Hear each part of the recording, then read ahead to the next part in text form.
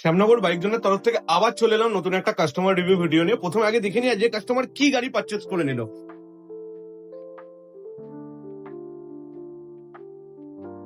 একদম TVS এনটর্কে XP race XP 125 সিসির এই স্কুটিটি পারচেজ করে নিল। তো প্রথমে জেনে না কাস্টমার কোথা থেকে এসেছে, স্যার কোথা থেকে আসা হয়েছে? আমরা জগদল থেকে এসেছি, এটা আমাদের ফার্স্ট টাইম না, 2-3 বার আমরা এসেছি। তো যতবারই গাড়ি কেনার এখানে মানে বাইক জোনে আসা হয়। কাকিনাড়া থেকে আসা হয়েছে তাই তো?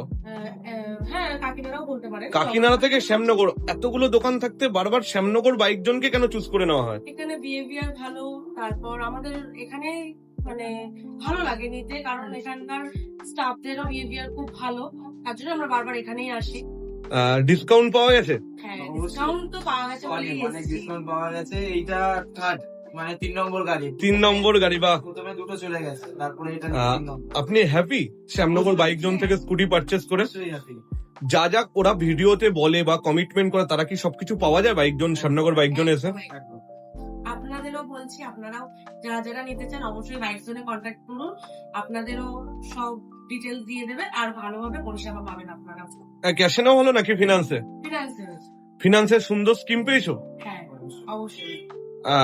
তো তোমার ফ্রেন্ড সার্কেল অথবা ফ্যামিলি মেম্বারকে কোনো মেসেজ পাস করবে আমাদের থ্রু দিয়ে? সবাইকেই বলতে চাই, যারা যারা বাইক বা স্কুটি নিতে চাও সবাই শ্যামল মোবাইল বাইক জোনে আসো। তো এটাই ব্যাস, এইটুকু।